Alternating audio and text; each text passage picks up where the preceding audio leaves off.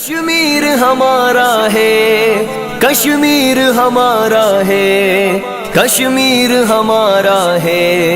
कश्मीर हमारा है, कश्मीर हमारा है, कश्मीर हमारा है, कश्मीर बनेगा पाकिस्तान, कश्मीर बनेगा पाकिस्तान। बिस्मिल्लाहिर्रहमानिर्रहीम। अस्सलाम वालेकुम खगो कदरमन को तुमको जाओ बेत फजल स्तासु पदराना खिदमत के हाजिर हम दावख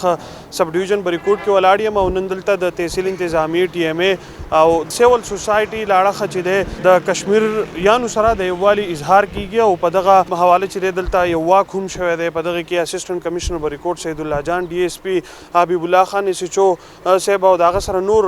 सरकारी स्टाफ थे या आमुलस थे आगे पर गण तादाद की शिरकत करे बदिया वाला दागी सर खबरी को अस्सलाम वालेकुम सर। वालेकुम अस्सलाम। सरदार तो हुआ इन तासु द कश्मीरियानु सर द वाली इजहार कोई पदगा वाला सर खपल तासुरात शरीक जी बिस्मिल्लाहिर्रहमानिर्रहीम। ढेर शुक्रिया چې تاسو راغی د कवरेज کوي. تاسو له پته ده نن 5 فروری دی او دا یوم اظهار یکجهتی کشمیر دی. کشمیریانو چې د مور دین 70 ایئرز لپاره چې د ډیر زیات لازوال قربانیانی ورکړي دي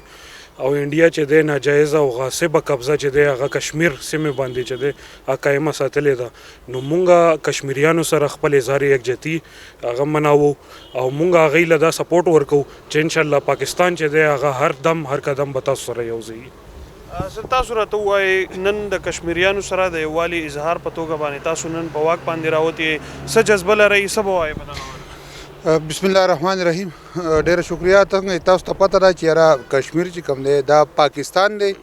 انډیا په دې باندې غاصب دی، هغو غیر قانوني طور په دې باندې غصب کړی دی، قبضه کړی ده. کشمیریان چې کوم دي هغه موږ پاکستانیان ګڼو، د هغو هر دک درد خپل ګڼو. نو د دې واک په ذریعه باندې موږ انټرنیشنل کمیونټي څونه ده او انډیا چې څونه ده، انډیا څونه خلک دي یا د هغو حکومت دی، هغه ته موږ دا ښایو چې دا کشمیریان که تاسو ته داسې ښکاري چې یاره دا یوازې دي، دا یوازې نه دي، دا د هر پاکستانی د دوی ملګری دی، هر پاکستانی د دوی هر دک درد چې کوم دی دا د پاکستانیانو دی او پاکستانیان به د دوی هر دک درد ته ولاړي.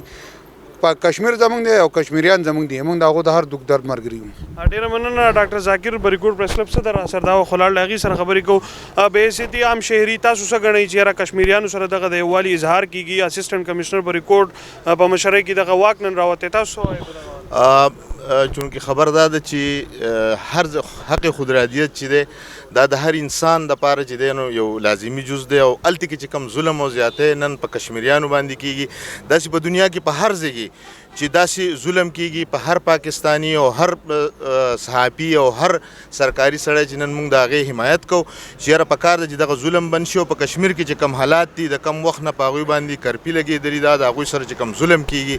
نو هر پاکستانی نن د هغوی سره د اظهار یکجهتۍ چې دی نو هغه اظهار کوي او وایي چې یاره دغه ظلم چې دی نو دا د پوري طور بند شي. ازادي چې دا د هر انسان حق دی نو پکار ده چې هغوی هم د خود ارادیت چې کم دی ازادي رای اظهار ورکړي شي چې یاره